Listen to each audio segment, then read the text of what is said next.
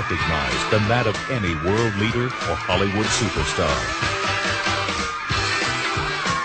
Elvis. He sold more than 1 billion records, starred in 31 feature films, and appeared on dozens of TV programs. Elvis. He's been the subject of countless TV documentaries, hundreds of books, and thousands of newspaper and magazine articles. He is worth more today than he was at the peak of his career.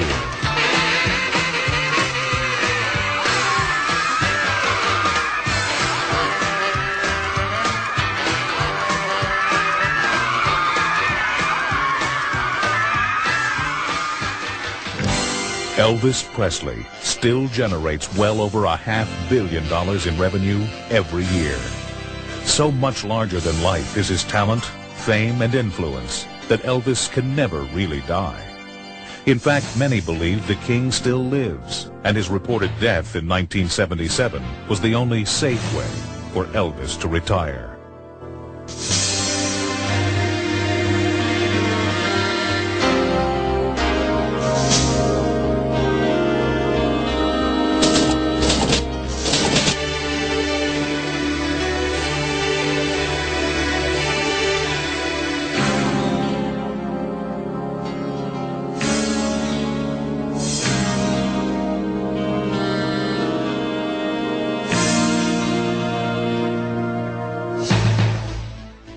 For many years, rumors have persisted that Elvis is still alive. In a few moments, you'll meet private investigators, former federal agents, and Elvis experts who have startling evidence that the king still lives.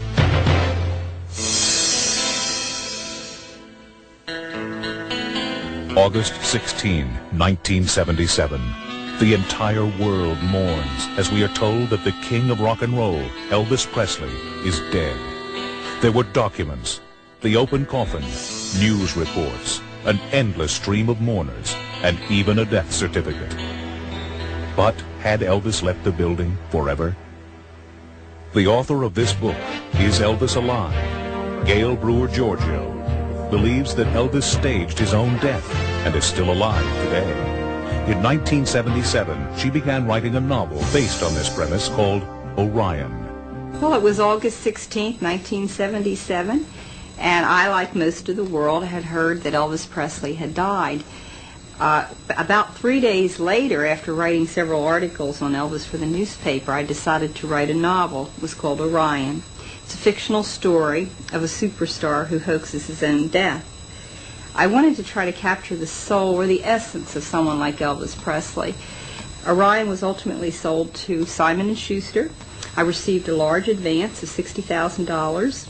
There was going to be a big PR promotion, etc., on this book, and the book was released. But a short time after it was released, I was receiving telephone calls that my book wasn't to be found.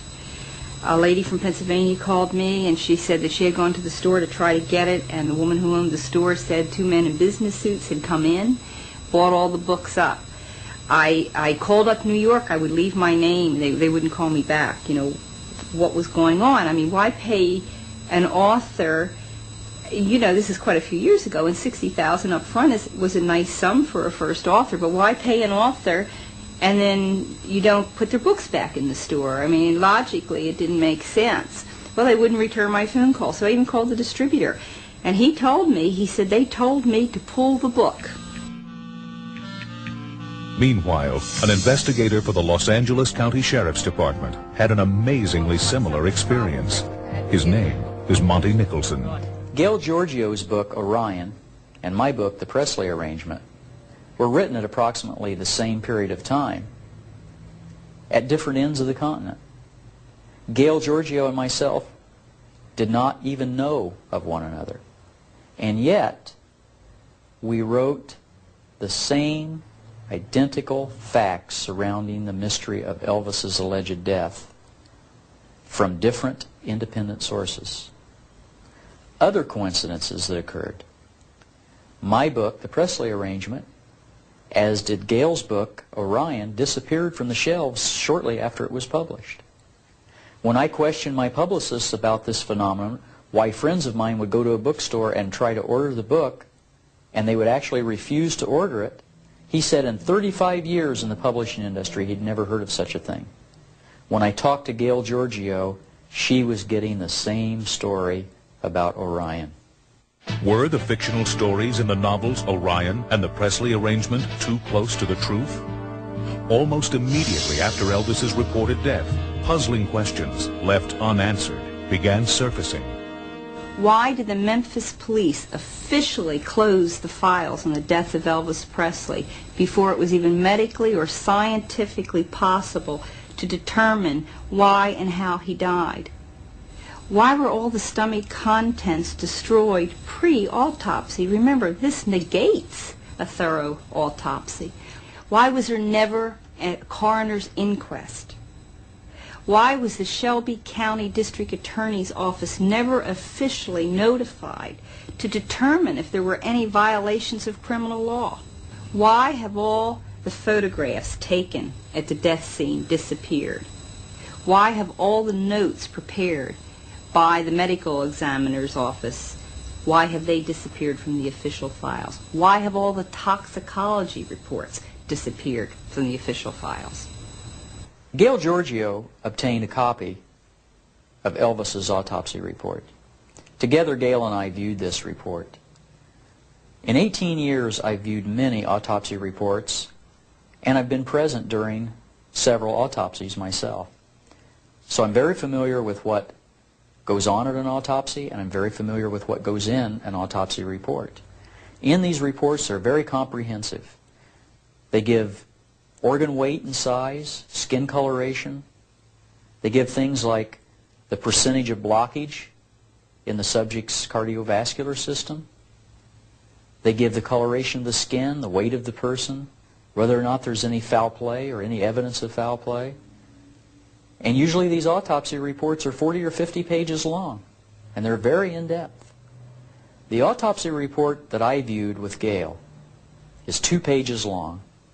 It lacks any of the significant information that is normally found in an autopsy report. And during the course of any normal investigation, this autopsy report would be incomplete and unacceptable. It's my opinion that a coroner that would even present an autopsy report like this should probably be investigated himself. Many have suggested that the body on view in the open casket at Elvis's wake was not Elvis Presley at all. People that went by the body in the coffin were heard to say that does not look like Elvis Presley. They were saying the nose is pugged. Elvis had a very classical nose. They noticed beads of sweat on the body in the coffin, and, you know, dead bodies don't sweat. Gene Smith, Elvis Presley's first cousin, remained close to the king throughout his life. He also did not believe that the body lying in state in the open coffin was that of his cousin, Elvis Presley. When we viewed the body for the last time, I stood there quite a while looking at his hands, and of course he was always breaking bricks with his hands. He had calluses on the bottom of his hand and big old rough looking knuckles. His nose looked kind of puggy looking, and his right sideburn was sticking out straight out looked about an inch. And his hairline looked as if it had been a hairpiece or something glued on somewhere. It just didn't look right. And his hands was just as smooth as a newborn's baby's behind, you know. And it seemed like it was sweating on around his hairline. It could have been sweat, it could have been glue, I don't know. But I just didn't believe it was him. Maria Columbus, co-president of one of the oldest Elvis fan clubs, was shocked by the news of Elvis's death. She immediately contacted Elvis's father, Vernon Presley. And he asked us not to come out, that he wanted us to come to Memphis a week later.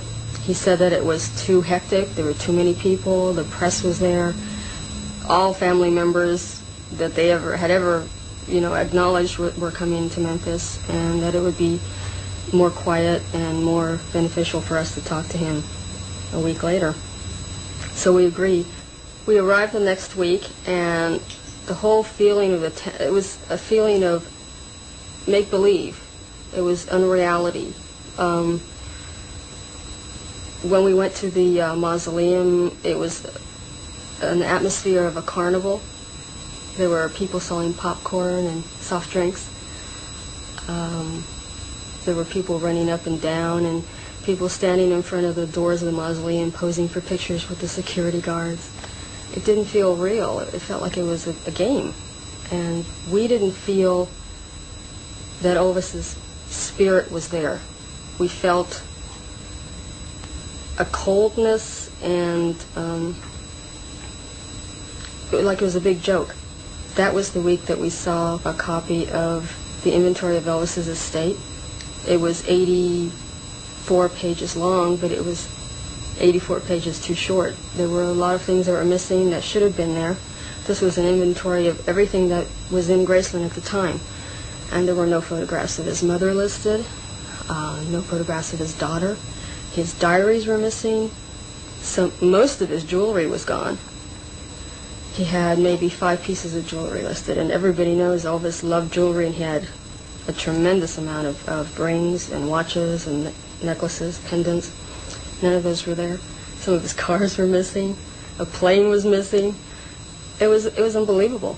And we were talking to fans who were still there, who had seen Elvis lying in state, and they said it didn't look like him. And the gravesite itself raises questions in Maria's mind. Vernon spelled Elvis's name on the gravestone with 2 A's, even though he officially changed the spelling of his name on his birth certificate from 2 A's to 1 A. Also, Elvis went by 1 A. He signed his contract with 1 A. His marriage license had 1 A. His army papers had 1 A. Another thing that's unusual is the position of the burial plots. Elvis is not placed next to his mother. He is between his grandmother and Vernon. That is not what Elvis wanted in the first place, and the fans have been commenting about this quite a lot. But was there proof Elvis was still alive? About 4 months after Elvis's reported death, Mike Joseph and his family drove to Graceland to view and take photos of Elvis's grave. It was New Year's Eve '77 when I took my wife and my son and my nephew down to Graceland. They had just opened up Memory Gardens where Elvis was laid to rest. And we were there for an hour, and we left back for home. Had the pictures developed and looked at them, put them away. One day after reading a book, I decided to look at my pictures again. I pulled them out, and this time I saw something in one of the pictures that I hadn't seen over the years that I was looking at them. Of course, I wasn't really studying them, but the sun had just hit on this picture in such a way that it picked up this image sitting in the doorway, a shadow in the doorway. For curiosity's sake, not that I'd know who was there, I wanted to see what it was. I took my son's magnifying glass, put it on the picture, started pulling it away from the picture to get a good visible view of it, and I was just shocked. I could not believe what I saw. My God, I had Elvis Presley sitting in the doorway, looking out at the fans walking past his grave. I've had the negatives examined by Kodak. And Kodak basically says that they are original. They have not been tampered with in any way. They were taken in sequence, uncut by the negatives, being original. They can tell. The emulsion number of the film was manufactured in '77. Each roll of film that is manufactured has a manufacturing date on it in the emulsion number. You couldn't pay Kodak to say something like that if it weren't true. This is the first shot that we took. We couldn't go near the house. This is a security guard's car. It was sort of makeshift then because it was too early. It wasn't really opened up as a museum yet. So the house was closed to the public. This is Elvis's headstone, and right here in the corner is his mother. So this showed it was taken after August 1677. and before 79 when his father died, because his father would be right over here, and 80, his grandmother, Minnie Mae. This is the shot that I took of the people walking and the bathhouse in the distance. We zero in here, and this is the same shot with just the chair. No one sitting in the chair. So that shows it was not a picture of someone sitting in the chair. He liked that chair. That was one of his favorite chairs. He even got his haircuts in that chair at times. This is the view he would be seeing. He would be seeing us sitting there and the people walking past his headstone. This is my son once again blocking the doorway, and of course the picture where I first spotted the silhouette in the doorway.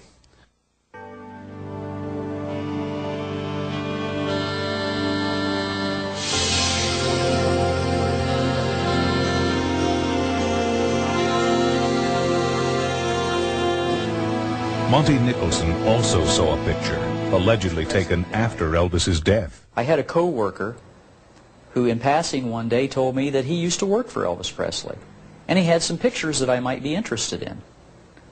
Well, one day he showed up at work and he had pictures of Elvis Presley getting in a helicopter that, for all intents and purposes, looked like a government helicopter, and there were men surrounding Elvis also getting into the helicopter who looked like what we often see depicted as government agents with the blazers and the wire in their ear and whatnot. And it was an interesting picture, although that picture in itself was not particularly suspicious because it's common knowledge Elvis was involved as an honorary police officer with many police agencies all over the country. The interesting thing, the curious thing about the picture was this individual claimed this picture was taken several hours after Elvis allegedly died at Graceland Mansion. So I looked at the pictures with a natural curiosity and began to work with the idea of writing a novel. While I was researching this novel, I had a running conversation with the guy that showed the pictures to me for probably 6 or 8 months that we worked together. He quit the department and was gone for several months, and I didn't think much about him. He had the pictures in his possession, and I didn't have the pictures, and there was no actual way for me to verify the validity of the date of the pictures, but at the time I was only writing a fiction novel and I didn't need to. So it wasn't important in my mind to verify the date. But later, as I gained more and more information, I decided it might be important to see if I can find some factual way of verifying the date those pictures were taken, because I might really be on to the modern mystery of our decade. So I tried to recontact this individual, and when I found him, he denied ever showing me the pictures. He denied any past affiliation with Elvis Presley. And I told him at the time, I said, wait a minute, I'm not crazy. I remember our conversations, and I remember them very well, and I need to meet with you and talk to you about this. Are you willing to do that? He agreed. He gave me an address and a phone number where he might be contacted, and we agreed upon a date and a time for an appointment.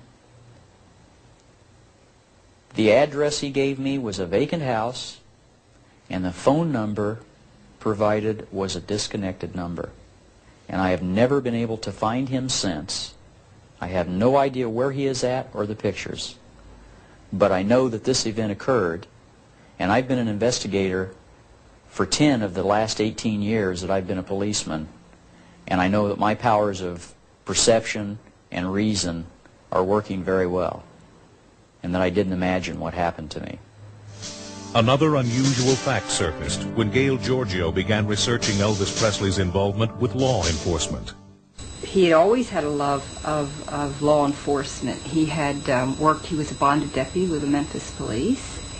He was connected with, what was it, the Denver Police in Colorado. Denver Police, yes. He was connected California. with the LAPD. So his interest in law and order went back many, many years, and in fact, when he was voted the most outstanding young man in America by the JCs, it was for his work also in drug enforcement. So he was sincere in wanting a federal badge, and he wrote Nixon a letter on the airplane, American Airlines, and offered his services as an agent at large. He said basically because of who he was, he could probably get to people that other people could not get to. Elvis wrote this letter to then-President Richard Nixon while on an airplane headed for Washington, D.C. Dear Mr. President, first, I would like to introduce myself. I am Elvis Presley and admire you and have great respect for your office. I talked to Vice President Agnew in Palm Springs 1 week ago and expressed my concerns for our country. The drug culture, the hippie elements, the SDS, Black Panther, etc., do not consider me as their enemy, or as they call it, the establishment. I call it America, and I love it. Sir, I can and will be of any service that I can to help the country out. I have no concerns or motives other than helping the country out. So I wish not to be given a title or an appointed position. I can and will do more good if I remain a federal agent at large. I will help, but by doing it my way, through my communications with people of all ages. First and foremost, I am an entertainer, but all I need is the federal credentials. I am on the plane with Senator George Murphy, and we have been discussing the problems that our country is faced with. So I am staying at the Washington Hotel, room 505, 506, 507. I am registered under the name of John Burroughs. I will be here for as long as it takes to get the credentials of a federal agent. I was told that if I checked this letter against Elvis's death certificate, which obviously had to be filled out, quote, after he died, I would find out that Elvis Presley filled out and signed his own death certificate. Now, this is incredible information. I mean, this is mind-boggling when you think about it. It's never been revealed, and I can tell you that I was told by a member of the family to have it checked out.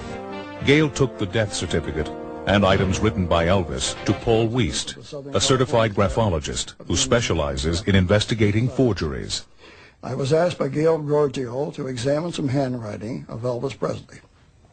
She has supplied me with a copy of a letter written to President Nixon in 1970 and the death certificate or medical examiner's report at the time of his reported death. I examined these two documents and compared them by measuring the slant of the handwriting, the spacing between the letters, spacing between the words, the size of the letters, and the individual letter formations. I also made transparent photocopies where I could lay one photocopy, a transparent copy on top of another one for close comparison. I examined these under transmitted light with a light table. The result of my examination was that I found that the slant matched on both documents, that the size of the letters was the same, the spacing between the letters was the same, and many of the individual letter forms were the same. My conclusions after this exhaustive examination was, in my professional opinion as a document examiner, that the same person who wrote the letter to President Nixon also wrote the Elvis Presley death certificate or medical examiner's report of Elvis Presley's death. But the question still remains, why would Elvis Presley fake his own death? Was it simply so he could retire from the limelight?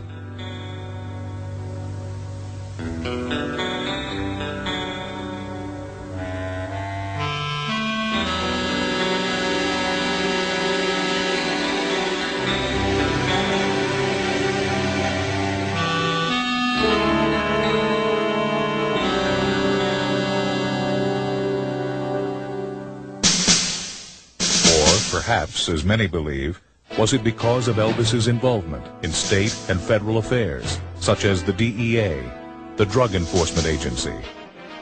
It was in 1970 when Elvis received a federal badge from President Richard M. Nixon.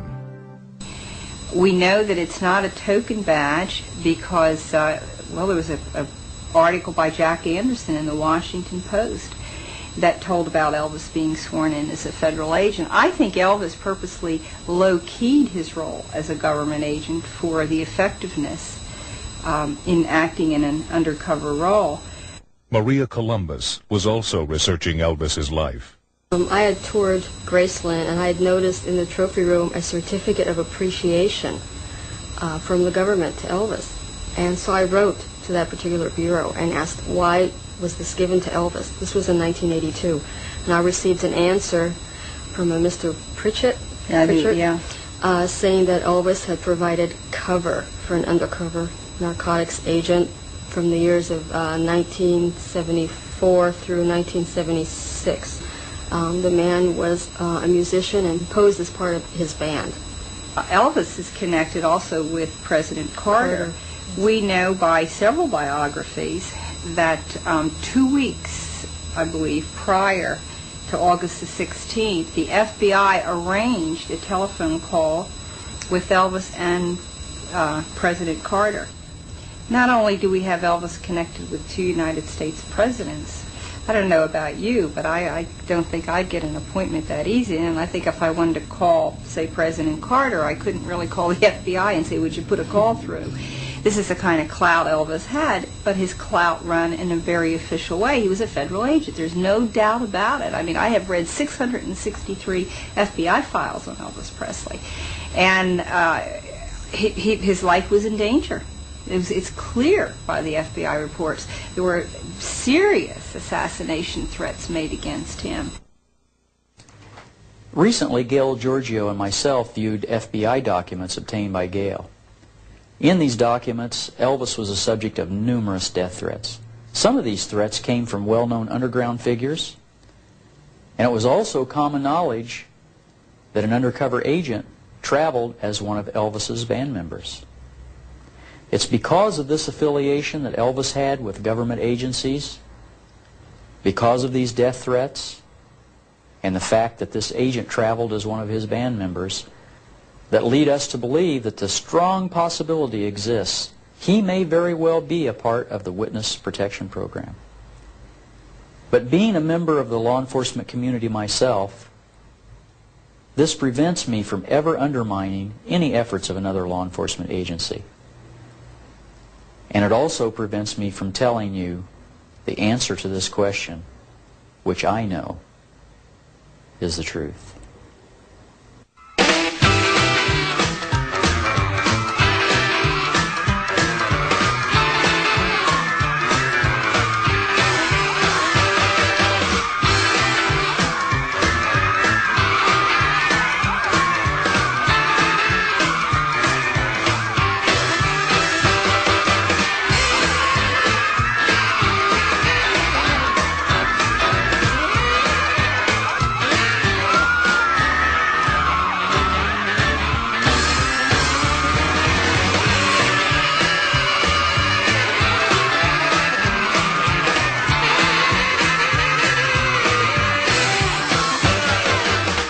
Yet, if Elvis Presley were alive, many questions still needed to be answered.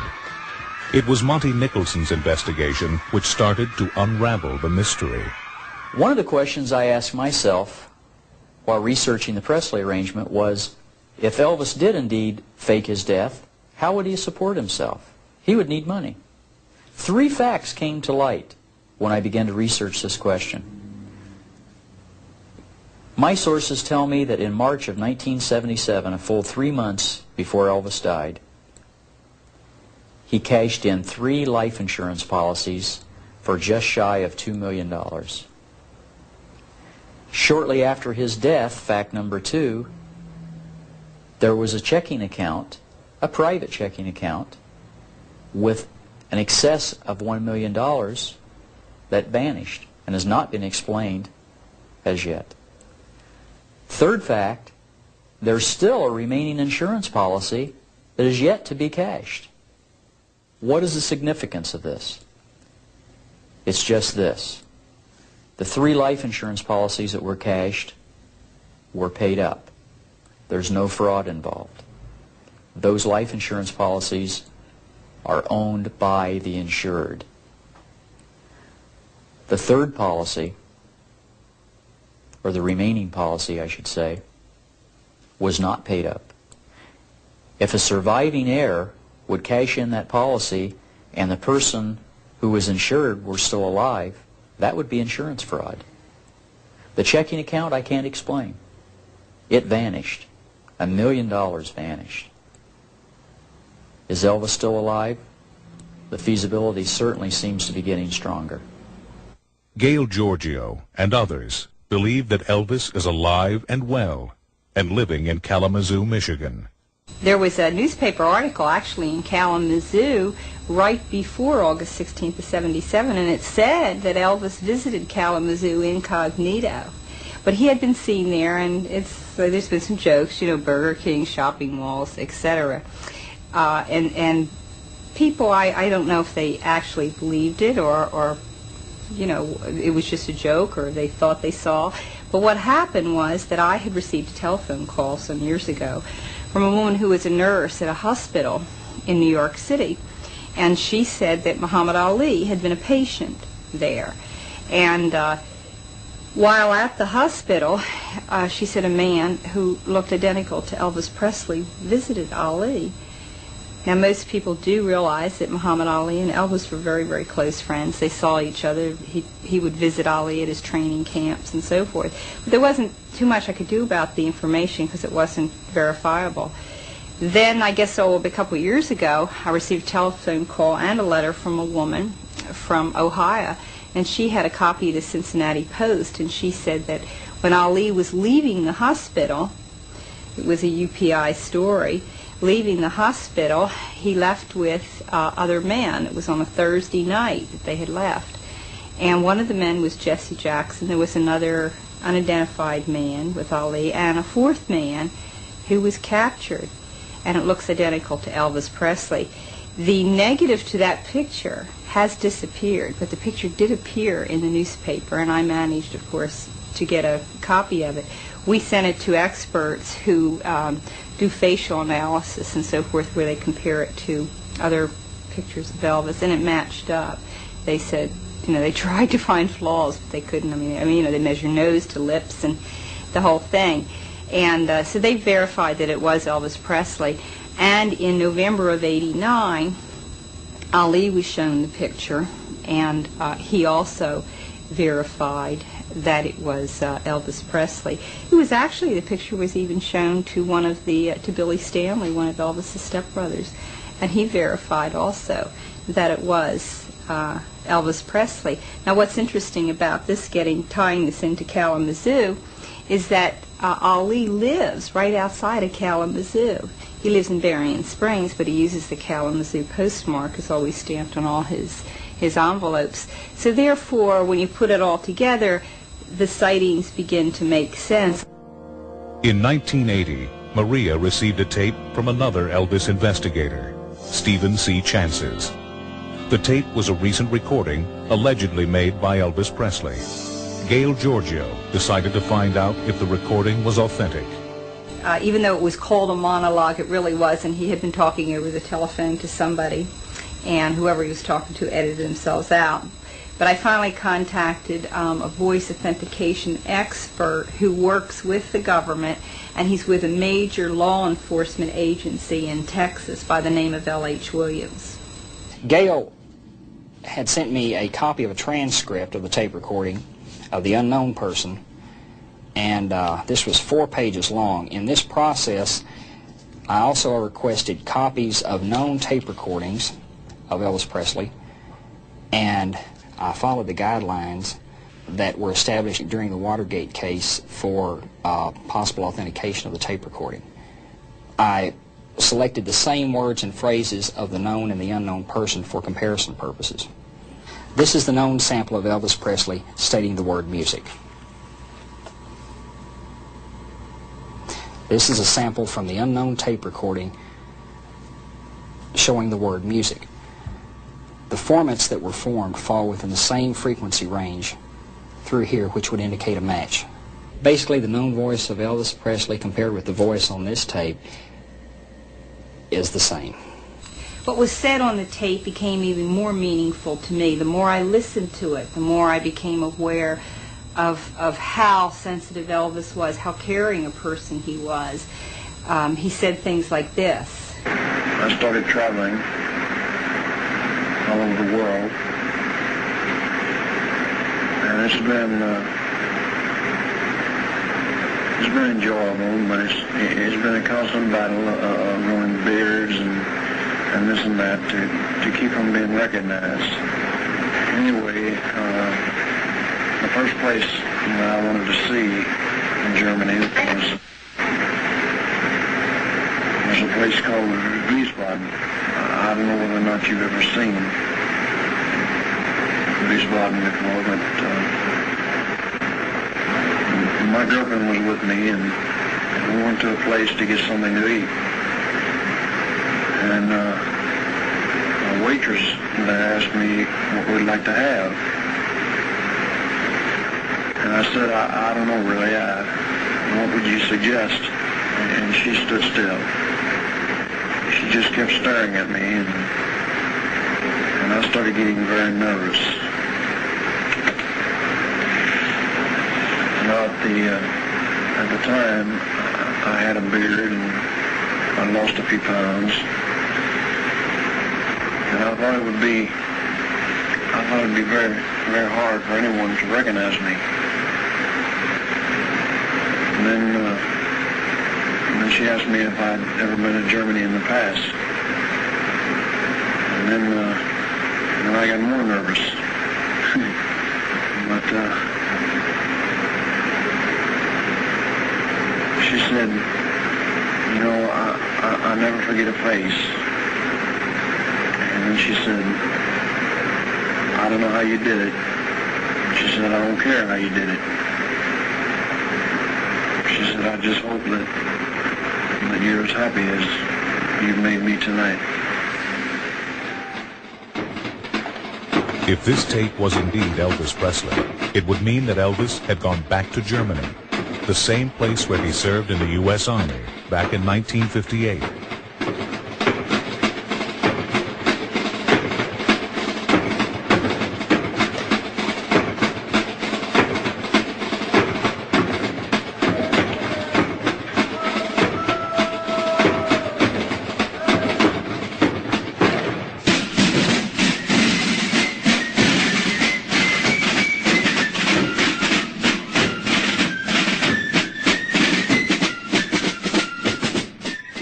Elvis, you don't get out of the Army until 1960.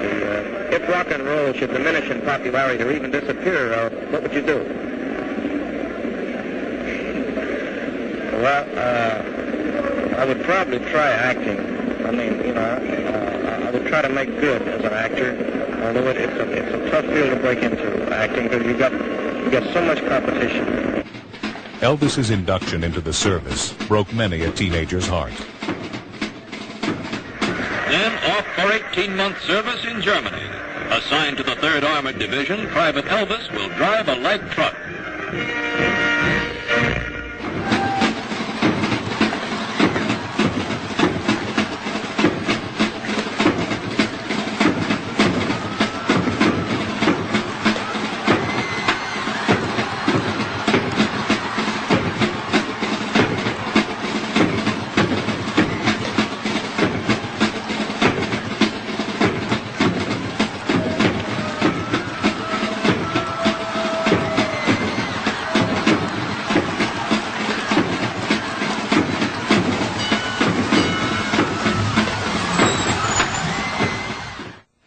On November 27, 1958, Elvis was promoted to private first class. 2 years later, when he left West Germany, he held the rank of sergeant. Have 2 years of sobering Army life changed your mind about rock and roll? Sobering Army life? No, it hasn't. It hasn't changed my mind, because I was in tanks for a long time, you see. And they rock and roll quite a bit. After writing numerous articles and books, Gail is encouraged by her readers' reactions. On balance, very, very positive. It's just one more piece of an incredibly complex mosaic. I mean, it's impossible, totally impossible, to digest all of this information. You could do a 10-hour documentary. It wouldn't be long enough. I mean, there's tapes, pictures, phone calls, handwritten letters, the government connection, FBI papers. You know, you could just go on and on and on. There's so much. You know, it is mind-boggling, but sometimes it disturbs me because there are critics out there that won't even take the time to look at all this evidence. If my critics would come to my office and spend a couple of years, there's no way they could leave that office and not ask the question, is Elvis alive? When Ross Schaefer of Late Night conducted a poll, he conducted a poll and received 30,000 phone calls on the question, do you believe Elvis Presley is alive? And after their viewers had seen just some of the evidence, he was shocked, stunned to report that 84% of the people believed Elvis Presley was alive. Now that's been the reaction of every poll that has been conducted when the evidence is shown. This is the numbers. 84% do believe Elvis Presley is alive. Another piece of the puzzle occurred in the form of a phone call Gail Giorgio received late one night. On October 10th, 1988, between 2:30 and 3 a.m. in the morning, I received a telephone call from a man who identified himself as Elvis Presley. And although my equipment was very, very bad, I managed to take the call. Anyway, I just got a word the guy just gave me his hand, so I do have to go with it. It's been a pleasure. I hope that people will treat you kindly and everything. Well, I know they can be very cruel. It's even worse. I know they were cruel to me when I was a kid, but compared to today, they were nice back then. Yeah, I know. Well, they're very cruel. Well, you may have to help me out because a lot of people were. But don't you worry, I mean, people like you and this whole people, you'll have a lot to laugh. I know. I'm going to have. And I can sit back here, but you can sit there and say, well, I wish that was true. So I can sit back and say, I know it's true. There's so many dramatic happens. But see, I know what's going to happen. All right, man, it's very nice talking with you, and I hope good luck with your writing career and everything. Well, thank you. Well, God bless you, man. It's great. Okay. You too. God will take care of us all.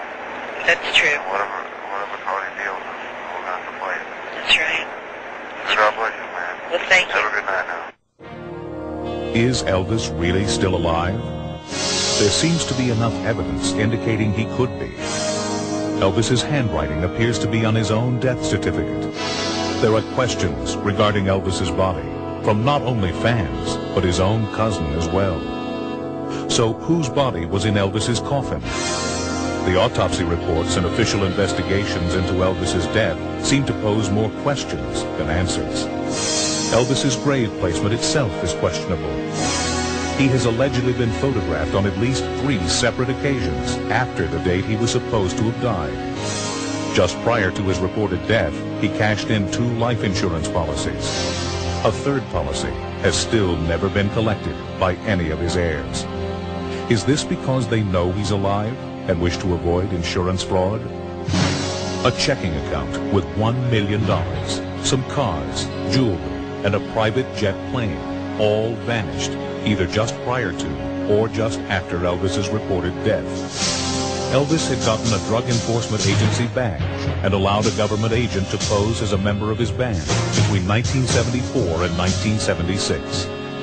Did his involvement with the DEA force the king to hoax his own death? Monty Nicholson believes this theory makes the most sense. In an effort to help someone close to him who may have been involved in drug trafficking themselves, Elvis might have become a victim of extortion himself. Extortion is a common thread that binds all of the FBI reports we've seen. And it's very possible, were Elvis a witness for any drug enforcement agency, it would be necessary to protect him afterwards. But if Elvis is a part of the Federal Witness Protection Program, neither Nicholson nor another Elvis researcher, Paul Bishop, will say. Bishop, a 14-year Los Angeles Police Department veteran, will say only this. Well, we know that Elvis had numerous contacts with the Drug Enforcement Agency on a positive basis, and that he was very pro-law enforcement and that he had always offered his help for whatever their needs may be. As to whether or not he is now part of the Federal Witness Protection Program is something that even if I knew the answer to, I wouldn't tell you if he was indeed involved in the program, because it would totally negate anything that's being done to protect the man. It has been over 13 years since Elvis's reported death, and still too many questions remain unanswered for too many people. The Elvis files have yet to be closed.